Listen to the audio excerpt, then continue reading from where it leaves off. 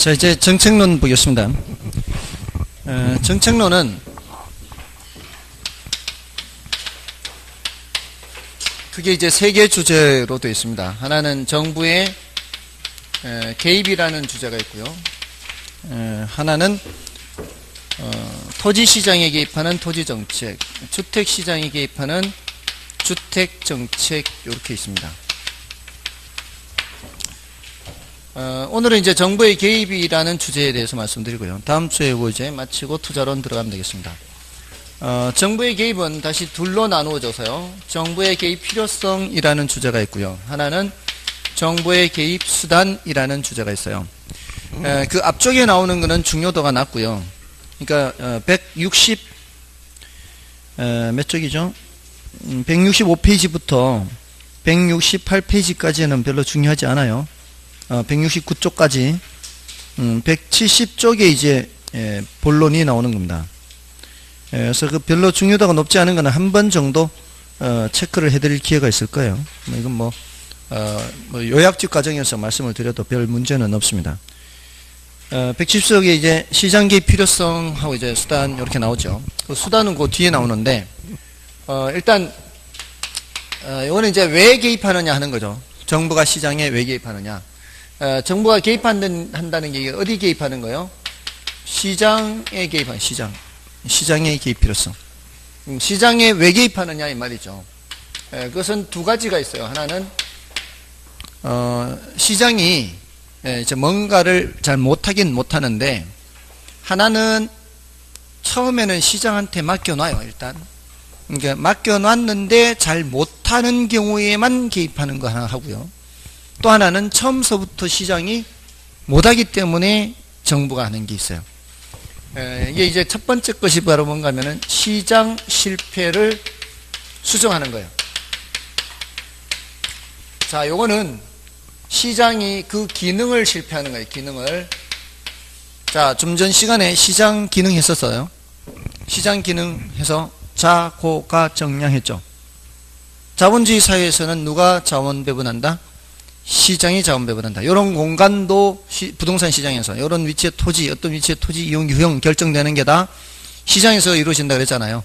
그 위치의 토지, 이런 공간에 대해서 가장 임대료를 높게 주는 사람한테 배분된다 그랬잖아요. 그런 게 자원 배분되는 거예요. 그게 자본주의 사회에서는 시장에 맡겨놔도 효율적으로 자원 배분된다 그랬잖아요.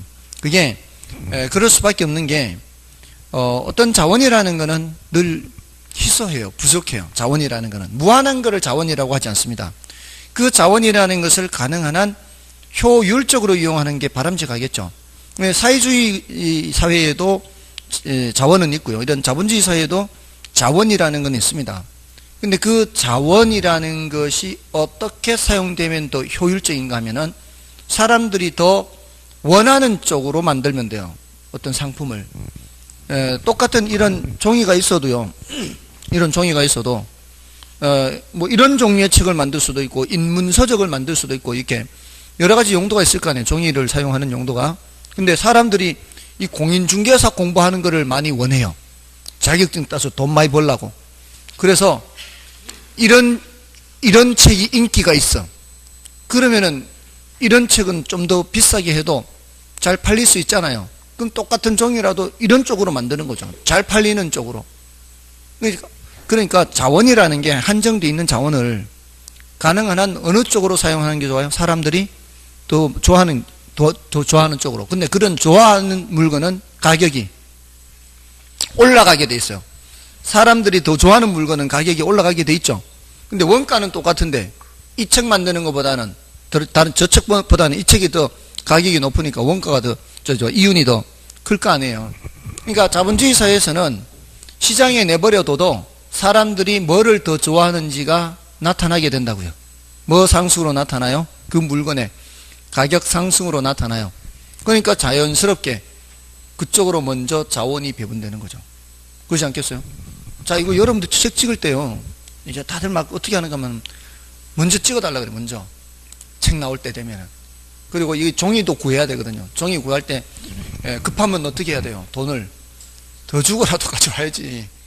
그래도 이거 생산해서 더 값비싸게 팔아서 이윤을 남길 수가 있으니까. 그러니까 돈 더 준다는 쪽으로 자원이 가는 거 아니에요. 그럼 종이 파는 입장에서는 당연히 돈 더 준다는 대로 파는 거죠. 뭐든지 종이뿐만이 아니잖아요. 이런 목재도 그렇고 철강도 그렇고 어느 쪽으로 먼저 가는 거예요. 돈 더 준다는 대로 가는 거죠. 그 돈 더 준다는 데는 그거 가지고 사람들이 더 좋아하는 물건을 만든다는 얘기잖아요. 더 비싸게 받을 수 있는 물건을 만든다는 얘기 아니에요. 그러니까 자본주의 사회에서는 시장이라는 게 있어서 그 시장에서 그렇게 할 수 있다는 얘기예요. 근데 사회주의 국가는 시장이라는 게 없잖아요. 그러니까 사람들이 뭐를 더 좋아하는지가 안 나타나요. 그러니까 사회주의 국가는 자원 배분이 굉장히 비효율적이에요. 근데 자본주의 사회에서는 굉장히 자원 배분이 효율적이에요. 근데 시장이 오고 못할 때가 있다는 거죠. 시장에 맡겨놓으면 대체로 이렇게 자원 배분이 효율적이 되는데, 예를 들어 등대 같은 것들은 굉장히 필요한 물건이죠. 근데 시장에 맡겨놓으면 충분한 양만큼 생산이 안 돼요. 이거는 시장이 못하는 거죠. 그럴 때는 누가 개입하는 거예요? 정부가 개입하는 거죠. 그래서 대체로는 다 누구한테 맡겨놓고, 시장한테 맡겨놓고, 시장이 뭐 할 때, 실패할 때는 정부가 개입하는 거예요. 자, 그게 이제 중요해요. 여기 이제 10문제 출제됐는데 10문제 중에서 여기서 다 출제됐어요. 요거 말고 사회적 목표를 달성한다 하는 게 있어요. 요거는 처음서부터 시장이 못해요. 사회적 목표를 달성하는 것은 예를 들어 뭐 빈익빈 부익부 현상을 좀 완화시키는 거, 저소득층한테 좀 더 지원하고 이런 거예요. 여러분들은 세금 세금을 거둘 때 돈이 많은 사람들한테 거둬서 돈이 적은 사람한테 나눠주는 이런 정책, 소득이 많은 사람들한테서 거둬서 이렇게 나눠주는 이런 정책이 바람직하다고 생각해요? 그렇지 않다고 생각해요? 어떻다고 생각해요?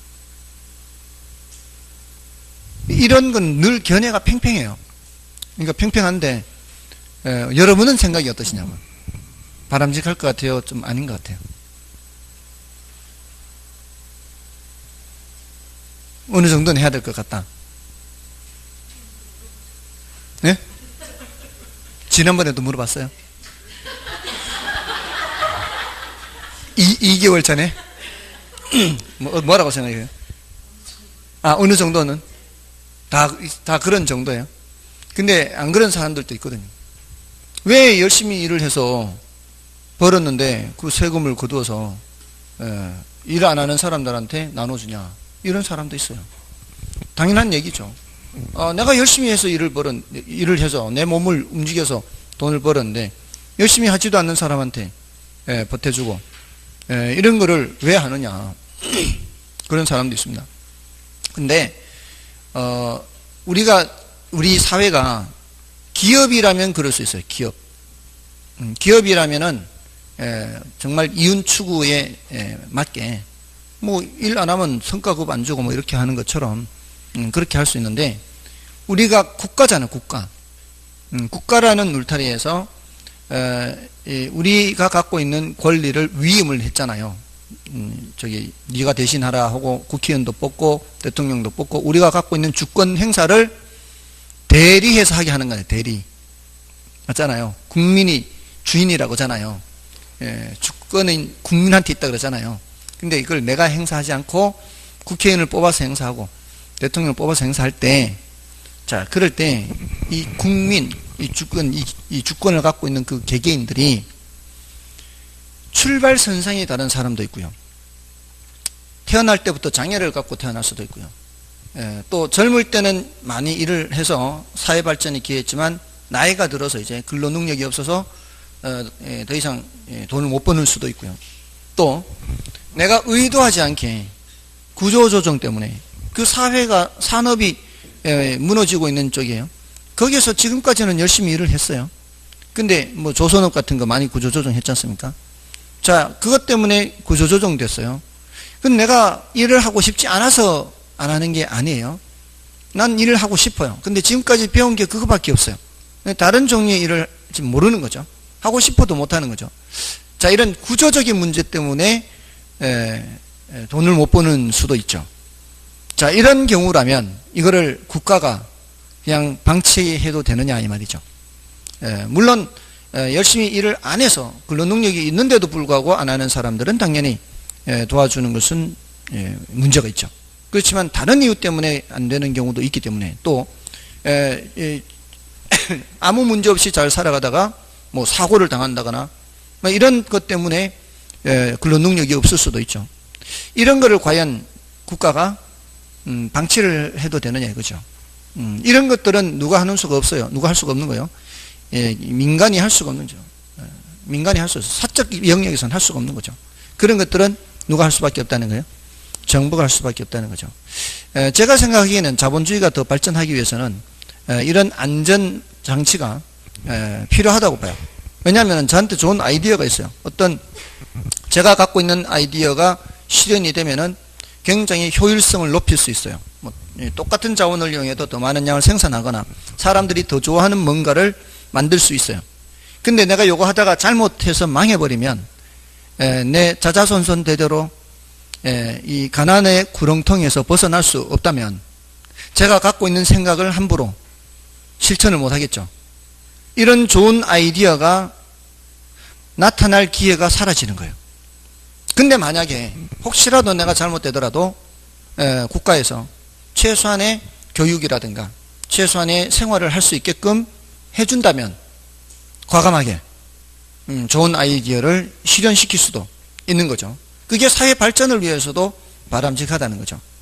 그래서 이런 것들을 사회 안전망이라고 합니다. 안전망. 이거 뭘 얘기하는가 하면은 그 리프트 있죠. 스키장 같은 데 가면 리프트 타면은 밑에 그물망이 있죠. 혹시라도 리프트 이제 잘못돼 가지고 이렇게 떨어지더라도 죽지는 않는 거죠. 이게 이제 안전망이지 않습니까? 근데 이런 안전망을 설치하려면 비용이 발생하는 거죠. 사회 안전망도 마찬가지죠. 아무리 나락으로 떨어지더라도 최소한의 교육과 최소한의 생활 이런 것들이 보장이 된다면 누구든 갖고 있는 좋은 아이디어가 있는 것을 과감하게 기업가 정신으로 시도를 해볼 수 있다는 거죠. 그게 장기적으로 봤을 때는 사회 발전을 위해서는 더 바람직하다는 거죠. 근데 그러려면은 뭐가 발생해요? 비용이 발생한다는 거죠. 그 비용은 누가 돼야 되느냐 이 말이에요. 그 비용은 소득이 많은 사람이 돼야 된다는 거죠. 그러지 않고서는 할 수가 없잖아요.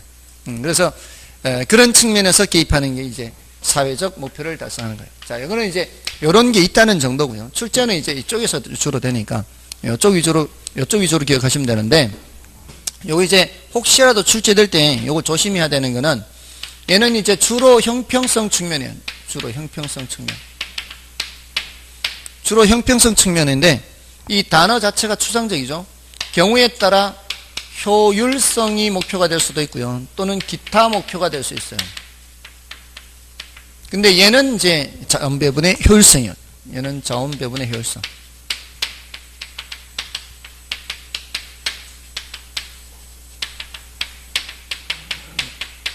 자원 배분의 효율성 측면이에요. 시장 실패한다 이 소리가 뭐예요? 자원 배분이 비효율적이다 이 소리예요. 시장 실패한다. 자원 배분이 비효율적이다. 그래서 시장 실패를 수정한다 이 소리는 뭐예요? 자원 배분의 효율성을 높인다 이 뜻이에요. 자, 이거 이제 워낙 중요하니까 이거 따로 해야 되고요. 따로 해야 됩니다. 그리고 요런 측면에서 정부가 개입하는 거를 정부의 경제적 기능이라 그러고요. 요런 측면에서 개입하는 거를 정부의 정치적 기능이라 그래요. 경제적 기능, 정치적 기능. 자, 여기서 일단 요거 수단까지. 수단은 6문제가 출제되는데 이건 분량이 얼마 안 돼요. 분량은 아주 적은데 자주 출제가 됐어요. 이건 이제 왜 개입하느냐와 어떻게 개입하느냐 이렇게 되는 거예요. 개입 수단. 어떻게 개입하느냐 할 때 이제 직접 개입하는 게 있고요. 간접 개입하는 게 있고 토지 이용 규제가 있거든요. 여기서는 한 번도 출제된 적 없어요. 요 둘 비교하는 겁니다. 둘 비교. 그래서 항목을 나열해 놓고 직접 개입으로 이루어 짝지은 것은 뭐 간접 개입으로 짝지은 것은 또는 뭐를 설명하면서 이 방법은 직접적 개입 수단의 하나이다. 뭐 이런 식으로 이 지문을 만들어요. 이 직접 개입이라는 건 이제 정부가 수요 공급자 역할을 하는 거예요. 정부가 선수로 뛰는 거예요. 시장이라는 무대에 수요자가 돼버리거나 공급자가 돼버리는 거죠. 원칙적으로는 정부가 하는 게 아니고 수요 공급은 자본주의 사회에서 상품 생산이나 소비는 다 시장에서 하는, 민간에서 하는 거죠. 근데 여기서는 정부가 직접 개입하는 거예요. 그 예를 이제 기억을 해야 되는 거예요. 예를 들어 토지 비축제도. 정부가 수요자 역할을 하는 거죠. 토지를 사는 거예요. 비축해 둔 겁니다. 나중을 대비해서. 또는 요거는 토지 수용. 강제로 취득하는 거죠. 강제로 취득하는 거예요. 또 공영개발. 공영개발이 뭐예요? 공영개발. 공적 주체가 운영한다 이거죠. 국가나 지방자치단체 또는 이 지방공기업, 중앙공기업, LH공사나 지방공사 있죠. 그런 데서 하는 게 공영개발이에요. 세종교통을 어디서 운영해요? 세종교통인가? 어디서? 세종시에서 운영하는 거 있죠? 버스. 시설 있나요? 거기, 그게 공영이에요, 공영. 그게 공영이에요, 공영. 그런 게 다 공영이에요. 이제, 공단에서 하거나 공사, 지방공기업, 공사에서 하는 거, 이런 게 다 공영이에요. 공적 주체가 개발한다 이거죠. 개발해서, 이제, 공급을 하는 거죠. 공급자 역할은 공급자. 다음에 공공임대주택 공급. 공공임대주택 공급. 자, 이런 것들. 이런 것들이 다 이제 직접 개입이에요. 자, 근데 이제 여기서 좀 조심해야 되는 게 임대료 규제나 분양가 규제 있어요. 분양가 규제. 자, 임대료 규제나 분양가 규제는 이게 이제 가격 통제거든요. 위에 있는 거는 이제 수량 통제라 그래요, 이게. 수량 통제고요. 요 밑에 있는 거는 가격 통제라 그래요, 가격 통제. 자, 이게 이제 어떤 의미인가 하면은, 앞에서 이제 이걸 그렸었죠, 이렇게. 완전 경쟁 시장을 전제로 한다 할 때 이렇게 해가지고 이게 수요 공급 모형 그랬죠. 이게 시장을 그린 거예요, 사실은. 요 수요자 그리고 공급자 그랬잖아요. 수요곡선, 공급선. 이게 뭘 그린 거라고요? 시장 그린 거예요. 근데 요쪽으로는 뭘 나타내요? 수량. 요쪽은 가격. 요쪽으로 개입하면 수량 통제고요. 요쪽으로 개입하면은 가격 통제예요. 그러니까 임대료 규제하면은 시장 임대료보다 낮게 규제를 하고, 분양가 규제해도, 분양가 상한제 해도 시장 분양가보다는 낮게 규제를 하는 거죠. 요렇게 들어가면은 임대료 규제, 분양가 규제. 요렇게 들어가면은 이런 토지 비축제도나 또는 공공임대주택 공급 수량을 조절을 해버리는 거예요. 이게 전부 다 직접 개입이에요. 이쪽으로 개입해도 직접 개입, 이쪽으로 개입해도 직접 개입인데 우리 시험에서는 지금까지는 이것만 출제됐어요. 흰 것만. 이제 흰 거는 일단 확실하게 기억해 두셔야 돼요. 그 다음에 이거는 이제 간접 개입 쪽에 쓰는 거는 이 간접 개입은 기본적으로는 시장의 틀을 유지하는 거예요. 시장의 틀을 유지한다는 것은 기본적으로 수요 공급은 누가 한다는 얘기예요? 수요 공급은 시장이 한다는 얘기예요. 근데 거기에다가 정부가 뭐 돈을 좀 보태주거나 세금을 깎아주거나 또는 세금을 부과하거나 이런 거예요. 그래서 각종 지원이나 보조 또는 세금을 부과하거나 또는 부담금을 부과하거나 세금을 깎아주거나 이런 표현들이 나오면 이거는 간접 개입이다 이렇게 보시면 되고요. 그 다음에 토지 이용 규제는 키워드가 바람직한 방향으로 유도하는 거예요.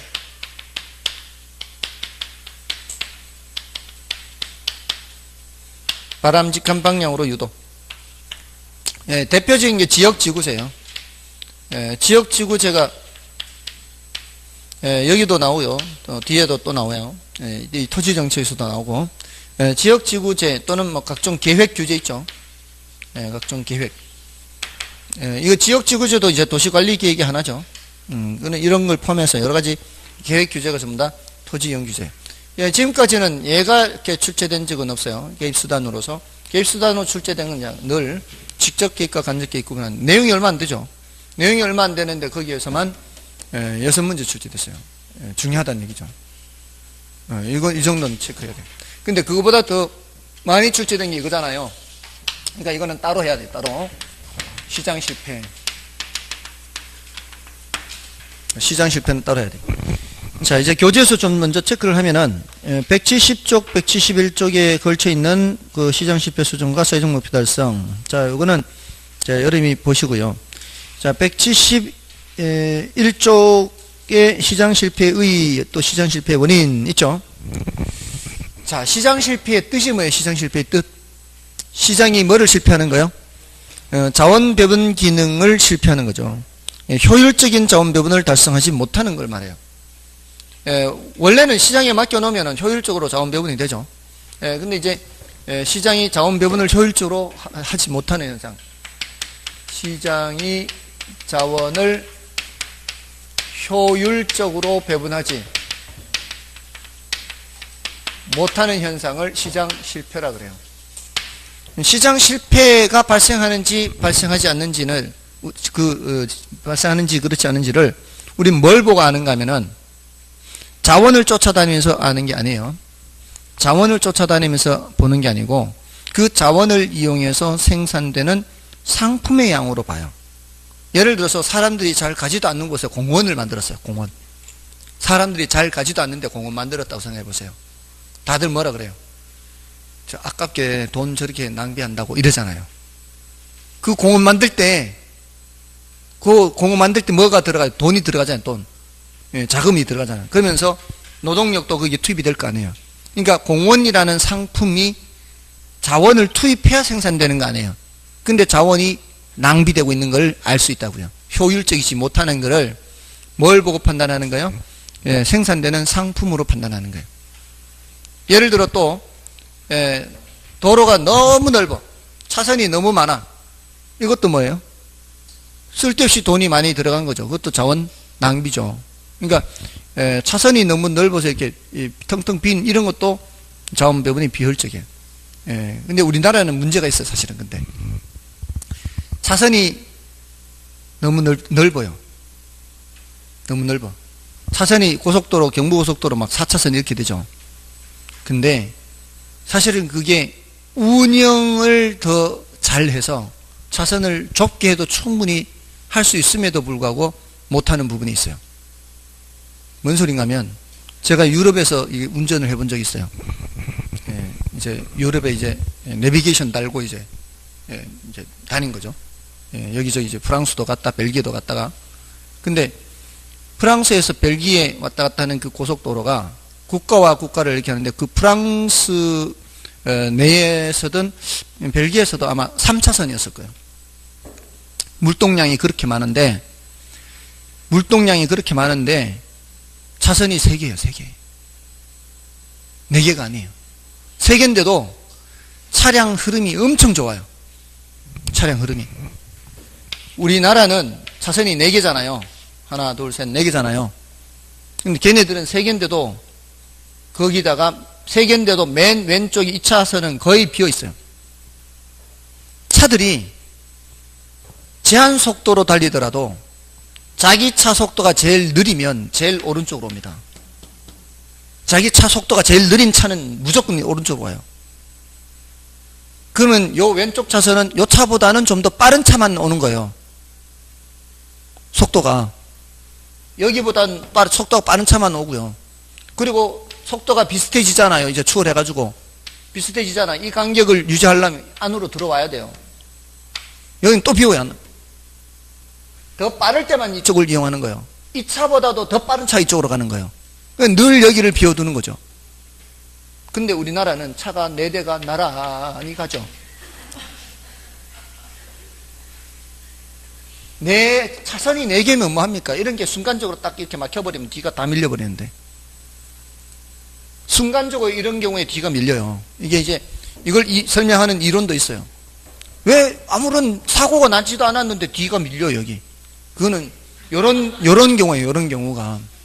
요런 거 있으면 이제 못 나가니까 차들이 살짝만 브레이크를 밟아도요. 그 살짝 밟는 브레이크가 뒤로 가면 갈수록 충격이 커서 뒤는 이제 정체가 돼버리는 거예요. 이거를 케이오스 이론으로 설명하기도 해요. 케이오스. 혼돈. 그 나비 효과도 거기서 나오는 거고요. 어떤 사소한 원인 때문에 그런 교통 정체가 발생하는 걸 얘기를 해요. 아무튼 우리나라는 이게 운영을 비효율적으로 하는 것도 있어요. 이거는 좀 개선할 필요가 있다고 봐요. 자, 아무튼 그런 자원 배분이 비효율적이다, 효율적이다, 이걸 우리는 뭘로 판단한다? 뭔가가 이제 상품이 생산되는 게 너무 많이 생산되거나 너무 적게 생산되는 거, 이거 보고 우리는 효율적이다, 비효율적이다를 판단하는 거예요. 생산돼야 될 물건이 생산이 안 되는 것도 비효율, 너무 많이 생산되는 것도 비효율, 이렇게 보는 거죠. 그럼 어떤 게 효율이에요? 적당하게 생산돼야 효율이에요. 적당하게. 그거 보고 우리는 판단을 할 수가 있다고요. 자, 그런데 그 원인에 여러 가지가 있는데 외공불비해, 외공불비. 자, 이게 외부 효과 가장 중요합니다. 이게 이 10문제 중에서 여기가 반 이상이에요. 그 다음에 공공재, 불안전시장, 비대칭 정보, 외공불비, 이렇게요. 자, 여기 외부 효과라죠. 외부. 여기서 말하는 이 외부는 시장 외부란 의미, 시장 외부.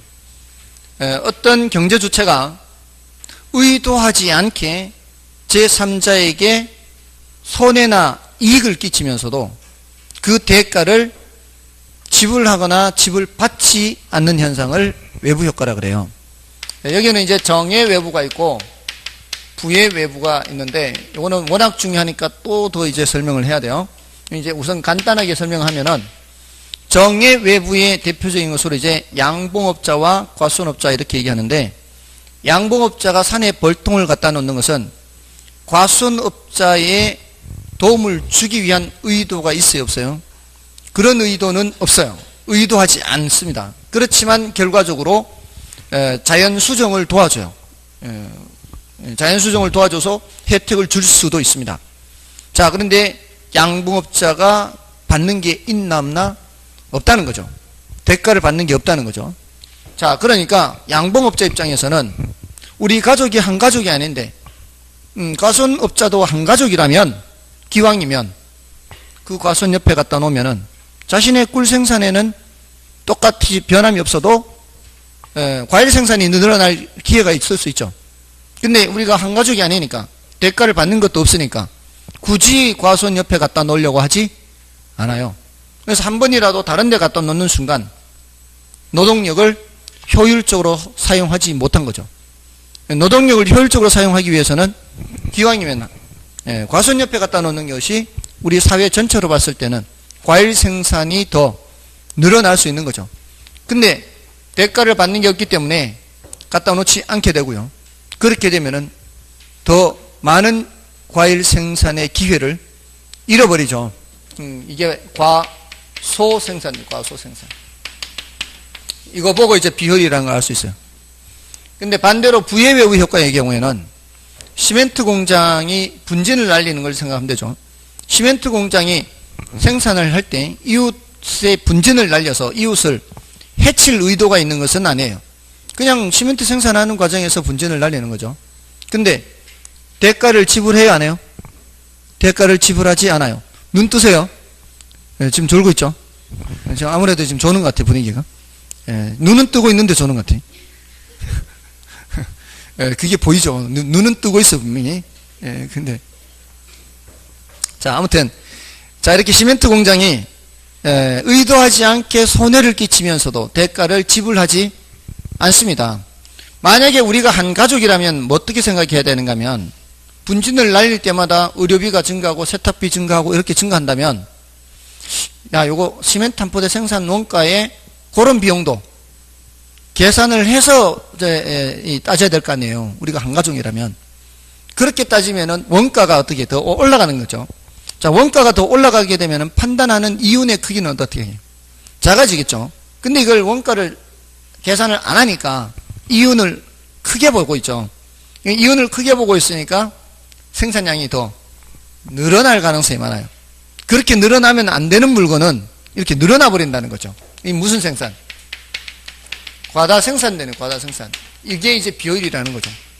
그러니까 너무 적게 생산돼도 비효율, 너무 많이 생산돼도 비효율. 그러니까 어떻게 해요? 정부가 개입하는 거죠. 정부 개입. 어떻게 개입해요? 그때는 주로 보조를 하는 거죠. 보조. 돈 보태주는 거죠. 양봉업자한테 10만 원 줄 테니까 저쪽에 갖다 놔라 이렇게. 그렇게 보조를 해주는 거죠. 그 다음에 이럴 때는 규제를 하는 거죠. 예를 들어서 공예세 같은 거 매기는 거예요. 세금을 매겨서 이렇게 많이 생산되지 못하게 하는 거죠. 이게 정부가 개입하는 거예요. 지금 뭐가 나타나니까, 이런 시장 실패가 나타나니까 정부가 개입한다고. 이런 시장 실패가 나타나면 말이에요. 근데 공공재의 경우에는 이 비배제성이라는 성질과 비경합성이라는 성질이 있어요. 특히 이 비배제성이 문제가 돼요. 이 비배제성은 요금을 내지 않고 이용하는 것을 막을 수 없다 이 뜻이에요. 배제할 수 없다. 요금을 내지 않고 이용하는 사람을 막을 수가 없다. 이게 이제 등대가 대표적이라고 지난번에도 말씀드렸는데요. 등대의 경우에는 이게 순수 공공재라고 해요. 이게 공공재가 다 이제 똑같은 것은 아닌데 100명이 이용하든 1000명이 이용하든 얘는 이용을 할 수가 있고요. 또 요금을 내지 않은 사람이 저기 이용을 하더라도 그 사람을 이용 못하게 할 방법이 없어요. 그죠? 그러니까 등대 불빛을 이제 보기 위해서 만약에 요금을 내야 된다라고 생각해 보세요. 옆에 사람은 또 요금을 냈어요. 근데 그 옆에 사람은 요금을 안 냈어요. 옆에 사람이 요금을 내가지고 등대 불빛을 봐야 돼요. 근데 옆에 사람이 요금 안 냈다고 해서 불을 꺼버리면 낸 놈도 못 볼 거 아니에요. 그러니까 이거는 못 보게 할 방법이 없어요. 그래서 이런 경우에는 무임승차 문제가 나타나요. 무임승차. 꼽사리 끼는 거죠. 이렇게 하면은 시장에 맡겨놓으면 충분한 양만큼 생산이 안 되죠. 이것도 뭐예요? 과소 생산이. 비경합성은 난이도가 좀 높아요. 이거는 이제 난이도도 높고 중요도는 낮은데 소비에서의 규모의 경제가 나타난다 그래요. 소비에서 규모의 경제. 소비에서 규모의 경제. 자, 이건 이제 이런 게 있다는 거 일단 알아두시고요. 그냥 이 난이도는 높고 중요도는 낮습니다. 한 번 시험에 언급된 정도예요. 자, 그래서 이런 것들은 정부가 직접 생산해야 돼요. 시장에 맡겨놓으면 충분히 생산이 안 되니까 이건 정부가 직접 생산한 거죠. 직접 개입이에요. 이거는 뭐예요? 공예세 같은 거, 간접 개입, 보조 이런 거 간접 개입이죠. 간접 개입, 요거는 직접 개입. 됐나요? 이거 있잖아요. 보조, 세금 이런 것들은 무슨 개입? 이런 건 간접 개입. 정부가 직접 생산하거나 수요하거나 하는 거는 직접 개입 이렇게. 다음에 여기 이제 훨씬 중요하고요. 두 가지가. 특히 이 외부 효과. 외부 효과는 또 더 할 거예요. 불완전 시장은 이제 독점 과점이 대표적이에요. 독점적 경쟁도 있는데 특히 얘네들은 어떻게 해요? 독점은 지멋대로 가격 정하죠. 과점은 담합을 하죠. 담합을 해서 가격을 올리죠. 가격을 올리면서 생산량을 줄이죠. 생산량을 줄이지 않고 가격 올릴 수 없어요. 생산량을 줄이지 않고는 가격을 올릴 수가 없어요. 그 소리는 과소 생산된다 이 말이에요. 과소 생산. 생산량 줄이지 않으면 가격 안 올라갑니다.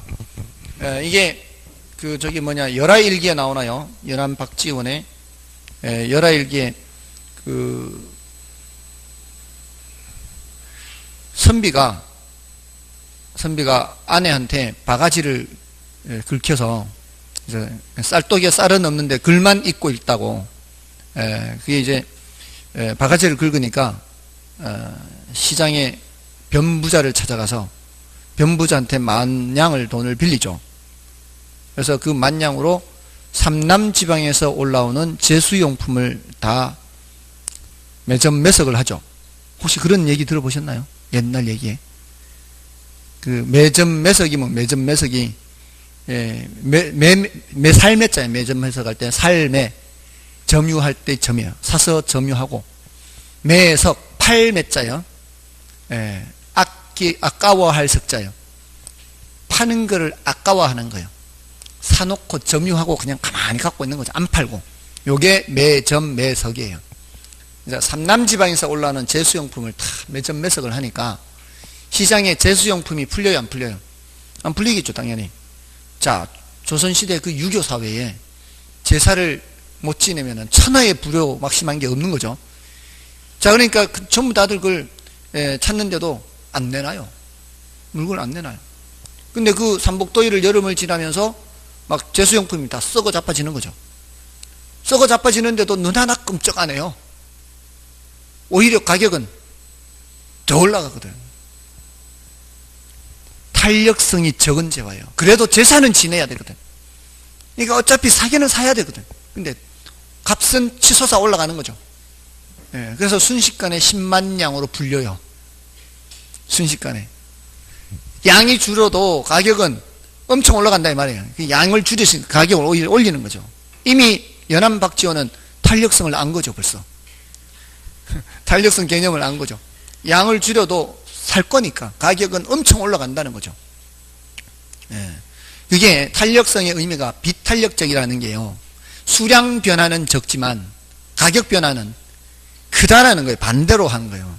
수량 변화는 이게 가파르니까 비탄력적인 게 가파른 거잖아요. 가파른 게 수량 변화는 적지만 뭐 변화는 크다. 가격 변화는 크다라는 얘기거든요. 그리고 나서 10만 양 들고 또 어디 갔어요? 제주도로 갔죠. 제주도로. 제주도로 가서 말총을 사는 거죠. 갓을 만들려면 말총이 있어야 돼요. 갓을 못 만들잖아요. 양반들 외출도 못해. 갓 없으면. 자, 그러니까 이게 또 천정부지로 치솟아 그런 거죠. 그러면서 이제 경계를 하죠. 경계를. 후세 사람이 누가 이런 것처럼 내가 이렇게 글 쓴 것처럼 이렇게 행동을 하면은 나라 경제를 좀 먹을 거다. 이게 벌써 18세기에 나온 얘기예요. 18세기에. 우리나라 이 학자가 이미 그 당시 한 얘기예요. 아무튼 얘네들은 양을 줄인다고. 그러니까 이렇게 어떻게 해야 돼요? 이것도 규제를 해야 되겠죠. 규제를 해야 돼요. 전부 다 정부가 이렇게 개입하는 거예요. 그 다음에 비대칭 정보, 다른 말로 불완전 정보라고 그래요. 불완전 정보. 자, 비대칭적이라는 것은 나는 아는데 상대방은 모르거나 상대방은 아는데 나는 모르거나 이런 것을 말하는 겁니다. 자, 이럴 때는 역선택이라든가 도덕적 해이 이런 표현이 나오는데요. 이 역선택이 뭐예요? 역선택이. 자, 상식적으로 생각했을 때 우리는 제대로 선택해야 돼요? 거꾸로 선택해야 돼요? 제대로 선택해야 되잖아요. 역선택이라는 건 지금 안 좋은 상황이라는 뜻이에요. 이거는 정보가 있는 쪽일까요? 정보가 없는 쪽일까요? 정보가 없는 쪽에서 비대칭적이라는 게 하나는 한쪽은 있고 한쪽은 없을 때 정보가 없는 쪽에서 역선택을 하게 될 가능성이 있어요. 좋은 물건을 선택해야 되는데 안 좋은 물건을 선택하게 된다는 거죠. 그러니까 그런 상황이 돼버리면 정보가 없는 쪽에서는 아예 그런 상황이 되는 것을 꺼려하는 거죠. 그런 쪽 아예 참여를 안 해버리거나 이렇게 다른 행동을 해버리는 거예요. 결국 역선택을 안 하게 되려고 하지 않게 하려고. 그러니까 이런 과정에서 여기도 과소 생산되는 그런 비효율이 발생해요. 도덕적 해이도 마찬가지예요. 정보가 있는 쪽에서 악용을 하는 겁니다. 정보를 없는 쪽을 이제 해를 끼친다 이런 뜻이에요. 법적으로는 문제가 되지 않는데 도덕적으로 문제가 되는 거죠. 예를 들어서 이런 거예요. 우리가 그 국회의원들을 뽑는 이유가 뭐예요? 국회의원들을 뽑는 이유가 국회의원들이 정부를 제대로 감시를 하라는 의미 아니에요. 정부가 제대로 일을 하는지 공무원들 이렇게 불러다가 이렇게 감사도 하고 뭐 이렇게 국정감사도 하고 이렇게 감시하는 역할을 맡긴 게 바로 우리가 이제 국회의원들을 뽑는 거 아니에요. 근데 국회의원들을 뽑아놨더니만 지네들도 한통속이. 우리 국회의원들이 뭘 하는지를 잘 모르니까. 국회의원 당선될 때는 뭐 뽑아주십시오 하고 막 큰절을 넙죽넙죽하지만 당선된 이후로는 별로 국민을 우습게 보는 거죠. 그러니까 제가 생각할 때는 그 뭐죠? 국민소환제가 꼭 필요하다고 봐요. 제대로 일 못하는 놈 국회의원들을 잘라버려야지. 그러지 않습니까? 전 당연히 그렇게 해야 된다고 봐요. 국회의원들이요, 얼마나 웃기는가 하면, 이 법률가들이 많죠. 그리고 의사, 전문직들 많죠. 그, 세제를 바꿀 때, 전문 고소득직에 대한 세율을 높일 때, 이 사람들이 찬성할 것 같아요? 안 합니다. 자기네들 밖으로 날아가니까, 근데 국민들을 위해서는 그러면 안 되거든. 국가를 위해서는. 국민들을 위해서는 그러면 안 되잖아요. 이게 조세 형평이 이루어져야 되는 거죠. 그런 걸 안 한단 말이죠. 그러니까 한통속이 돼 가는 거죠. 그러니까 또 누가 필요한가 하면은 시민단체가 필요한 거예요. 그런 행동을 하는 놈들 골라내야 되죠. 이 국회의원님이 아니고 그런 놈이에요. 국회의원 놈 이렇게 그런 거를 이제 골라내야 되는 거죠. 그러니까 우리가 잘 모르기 때문에 그래요. 한쪽은 알고 한쪽은 모르기 때문에 이런 도덕적 이런 행동들을 하는 거예요. 사실 여러 분야에 그렇게 많은데 경제적인 측면에서도 이렇게 문제가 생겨요. 그래서 정부에서는 정보 유통을 원활하게 한다거나 이런 대책이 필요한 거예요. 이게 전부 다 뭐예요? 정부가 개입하는 거죠. 이거 말고 우리 부동산 쪽에서는 부동산 실거래 신고하는 거 있죠. 실거래 신고제 있잖아요. 이것도 정보 유통을 원활하게 하는 거예요. 그래서 등기부에 얼마에 거래됐다는 게 다 찍혀요. 찍히면은 이게 그만큼 이제 정보 비용이 많이 줄어들고요. 그리고 이런 거 가지고 이제 뭐 감정평가에도 저갈 수도 있고, 학자들이 연구할 때 연구하는 그 자료로도 쓸 수 있고요. 굉장히 유용한 정보가 될 수 있습니다. 그러면서 경제의 효율성을 높이는 거죠. 이 정부가 개입한다는 것은 뭐를 높이기 위해서? 효율성을 높이기 위해서 개입하는 거죠. 자, 그런데 뭐가 발생할 수 있는가 하면은 정부 실패가 발생할 수 있어요. 자, 효율성을 높이기 위해서 개입을 하는데 의도는 이런데 의도는 결과적으로 어떻게 될 수 있어요? 오히려 효율성이 떨어질 수도 있어요. 결과적으로. 이렇게 되는 걸 뭐라고 해요? 정부 실패라고 그래요. 정부 실패. 정부 실패 가능성도 있다는 거죠. 자, 요거를 이제 일단은 외부 효과 넘어가시고요. 뒤에 넘어가시면은 176쪽이 있죠. 176쪽에 정부의 시장 개입과 뭐라고 돼 있어요? 정부 실패 이렇게 돼 있죠. 자, 그래서 시장 실패 원인을 제거하여 시장 실패를 수정하고자 정부가 시장에 개입하지만 정부의 개입이 자원 배분의 효율성 문제를 개선시키지 못하거나 오히려 악화시키는 것을 정부 실패라고 한다. 따라서 정부 실패로 인해 사회적 후생 손실이 발생할 수 있다. 이렇게 돼 있죠. 사회적 후생 손실 요 표현이 바로 뭔가 하면은 효율성이 떨어지는 걸 말해요. 효율성이 떨어지는 걸 거기에 뭐라고 표현하고 있다고요? 사회적 후생 손실이 발생한다. 이렇게 표현하고 있다고요. 사회적 후생 손실. 정부 실패 나타나는 것을. 자, 됐고요. 그 밑에 이제 온 김에 정부의 시장 개입 수단을 보세요. 거기 이제 직접적 개입해서 그 의의나 장단점 여러분이 보시고요. 밑에 직접적 개입 수단 있죠. 그 동그라미 1, 2, 3, 4가 지금까지 출제됐던 유행이고요. 그 밑에 5번 임대료 규제 또는 분양가 규제 이런 것들도 직접 개입이 들어가고요. 그 다음에 오른쪽 페이지 밑에 간접적 개입해서 장단점 이건 여러분이 보시고 그 의 안에 있죠. 의 안에 금융, 조세 등의 지원, 보조 또는 부담금 부과 이런 단어들을 체크하면 돼요. 이게 간접적 개입. 다음에 넘어가시면 이제 토지 이용 규제 이렇게 있고요.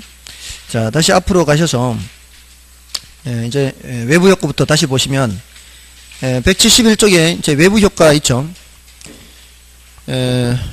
그 외부 효과의 의의는 이제 여러분이 보셔도 되겠고 이제 B를 보십시오. B. 외부 효과에서 B. 시장 내부에서 발생하는 현상이 아니라 시장 외부에서 발생하는 현상이기 때문에 외부 효과라고 하죠. 외부 효과가 시장 내에서 대가를 주고 받게 되는 경우에는 내부화된다라고 얘기합니다.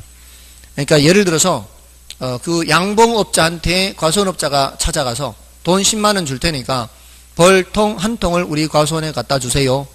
이렇게 하면 뭐예요? 그게 내부화되는 거예요. 내부화. 다음에 정의 외부 효과에서요. 정의 외부 효과는 그 A는 이제 그 C를 보세요. C. C는 바로 위에 정의 외부 효과의 바로 위에 부의 외부 효과에서 C. C에 보시면 외부 효과는 생산 과정에서 발생할 수도 있고요. 소비 과정에서 발생할 수도 있습니다. 이쪽 저쪽 다 발생할 수도 있어요. 외부 효과는. 그리고 외부 효과는 정의 외부와 부의 외부가 있고요. 다음에 이제 밑에 정의 외부에서 A는 여러분이 보시고, 다음에 그 B를 보시면 정의 외부 효과를 발생시키는 재화의 배분을 시장에 맡기면 사회적으로 적정한 수준보다 더 적게 생산되는 문제가 있습니다.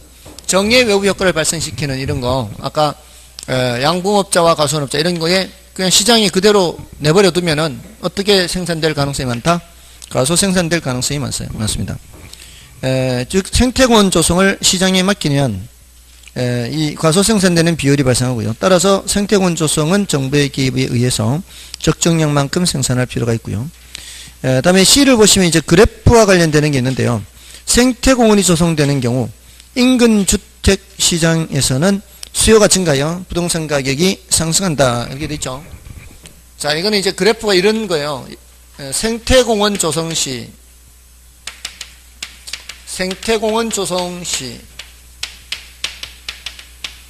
인근 주택 시장이 어떻게 돼요? 이렇게.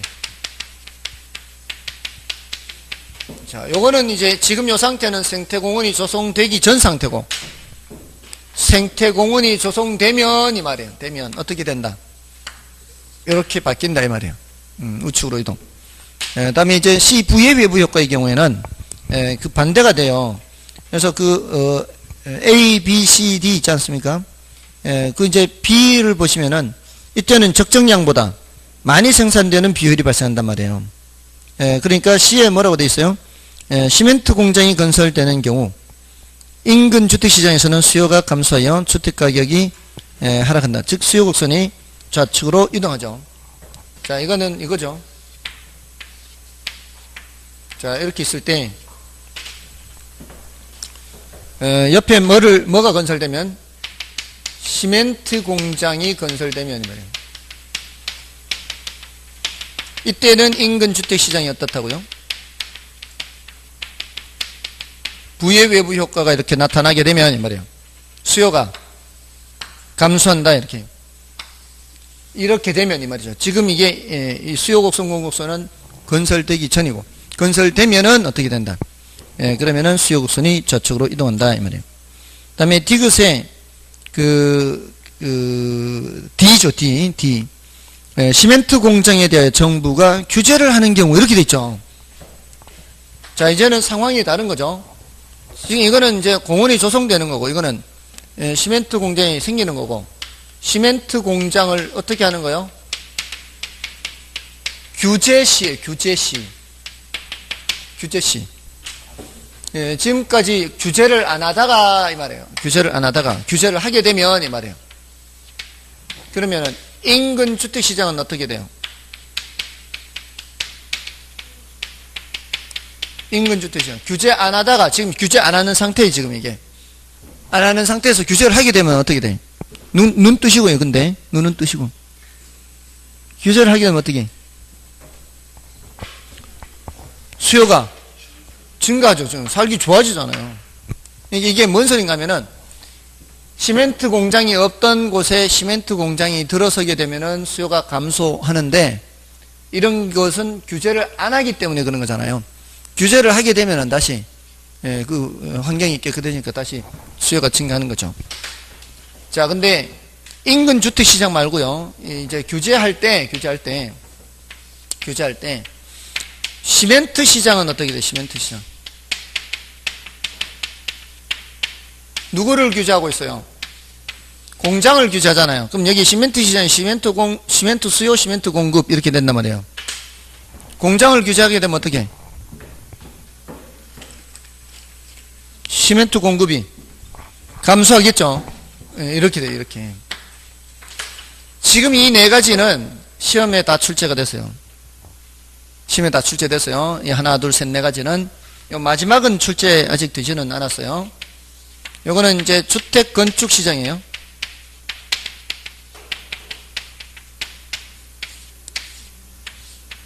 자, 이렇게 규제를 하게 되면, 이 말이에요. 규제를 하면은. 요 시멘트가 건축 자재죠, 자재. 자재 가격이 올라가는, 시멘트 가격이 올라간단 말이에요. 시멘트 시장이니까, 시멘트 수량, 시멘트 가격이니까. 자재 가격이 올라가면은, 주택 건축 시장에서는 공급이 줄어드는 거죠. 요거는 아직 출제가 안 됐어요. 그래서 여기 네 가지는 이미 다 출제가 됐어요. 출제가 돼서 꼭 그래프가 아니더라도 규제를 했을 때 인근 주택시장은 수요가 증가한다. 이런 뭐 이 정도는 파악을 해야 되고요. 규제를 하게 되면 규제를 받는 그 시장은 어떻게? 공급이 감소한, 규제받는 시장은 공급이 감소한다. 이렇게. 뭘 질문하는지 잘 봐야 되겠죠. 주의를 해야 돼요. 자, 그러면 됐고요. 다음에 이제 그래서 그 오른쪽 페이지의 표의 그래프가 바로 이거예요. 오른쪽 페이지의 그래프가 그 하나, 둘, 셋, 넷 순서대로 네 번째까지는 되는데 마지막 것은 아직 출제가 안 됐고, 다음에 이제 왼쪽 페이지 표를 보시면 정예외부, 부예외부 있죠. 자, 그 이제 의도하지 않는 이익을 주면서도 대가를 받지 않는 건 정예부, 의도하지 않는 손해를 주면서도 대가를 주지 않는 것은 부예외부고, 정예외부는 적정량보다 과소생산, 부예외부는 적정량보다 과다생산, 이렇게 되는 거죠. 자, 근데 밑에 이제 뭐가 있는가 하면 부등식 있죠. 부등식. 자, 그 부등식 이걸 이제 보시면 사적 편익, 사회적 편익. 자, 정예외부를 볼 때는 편익 측면에서 보는 게 조금 더 나아요. 자, 아까 정예외부 예를 뭘 들었었어요? 아까는 양봉업자와 과손업자 했잖아요. 양봉업자만 얻는 편익을 사적 편익이라 하고, 과수원업자도 얻는 편익을 사회적 편익 그래요. 그럼 뭐가 더 크겠어요? 사회적 편익이 더 크겠죠. 양봉업자와 과수원업자의 합한 편익이니까, 이 사회 전체 편익을 말하는 거니까. 근데 부예외부의 경우에는 비용 관점에서 봐요. 비용, 사적 비용, 사회적 비용, 이렇게. 요거는 시멘트 공장 입장에서의 비용이고, 요거는 이웃 주민들의 의료비나 뭐 세탁비 이런 것까지 포함시킨 게 사회적 비용이에요. 어떤 게 더 커요? 사회적 비용이 더 크죠? 그러니까 정예외부의 관점에서는 사회적 편익이 더 큰 거고, 부예외부의 관점에서는 사회적 비용이 더 큰 거죠. 맞나요? 그러니까 정부가 개입하는 게 뭐 때문에 개입하는 거예요? 이 부등식의 경우에 개입을 하는 거예요. 개입을 해서, 아까 정예외부는 주로 어떻게 한다 그랬어요?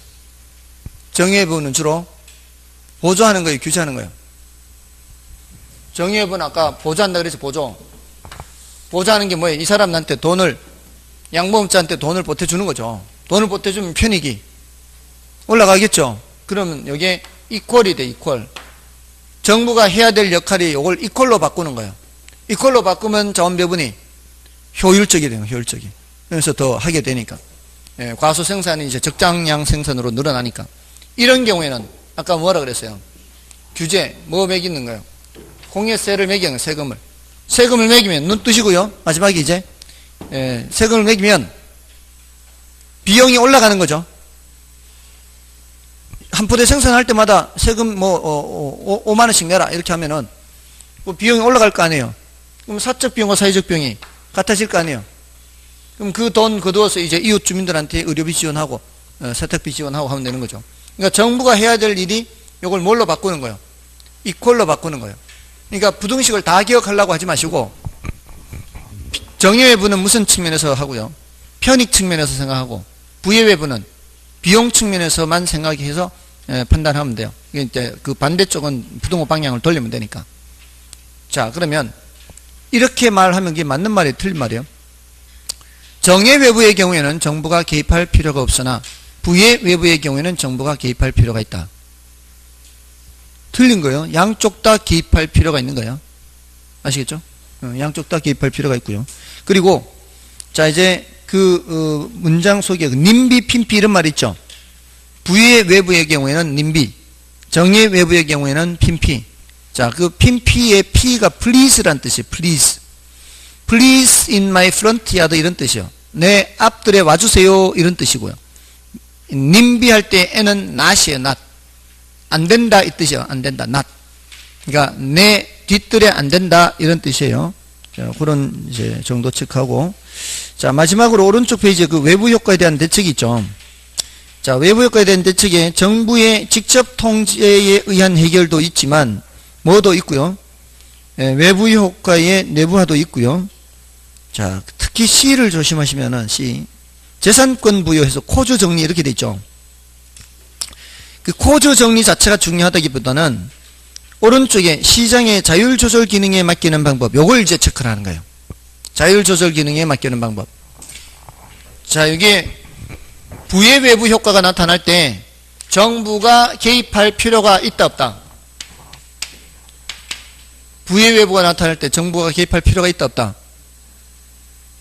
필요가 있어요. 그죠? 정의 외부도 개입할 필요가 있고 부의 외부도 개입할 필요가 있잖아요. 이렇게 개입하잖아요. 이렇게 개입할 필요가 있는데 반드시 개입해야 되느냐?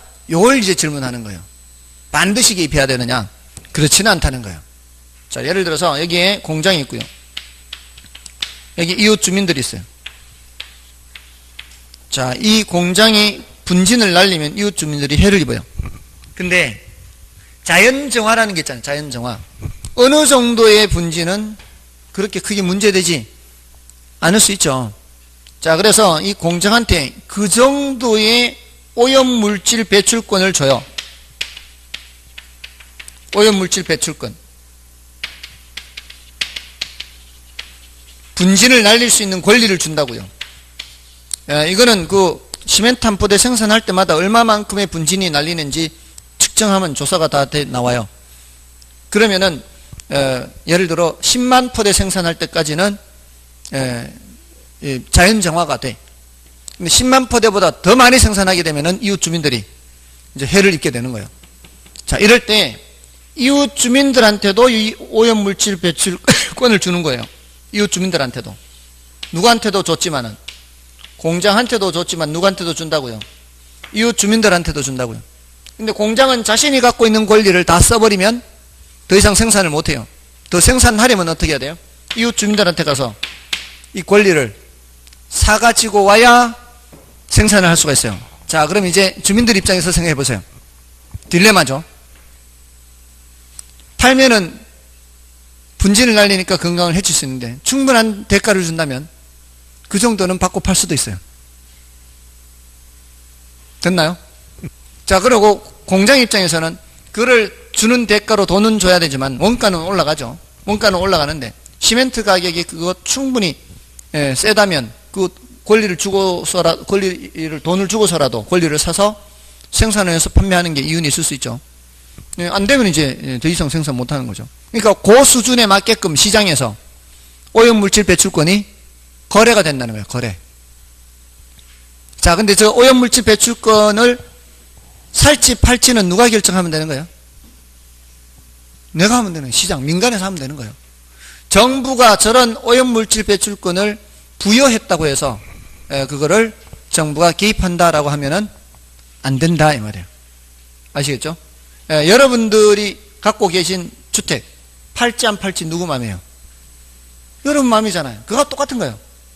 저런 제도를 시행한다고 해서 무조건 정부가 개입하는 게 아니라 정부는 그냥 제도만 만들었을 뿐이고 그 살지 팔지 결정하는 거는 시장에서 하는 거예요. 시장.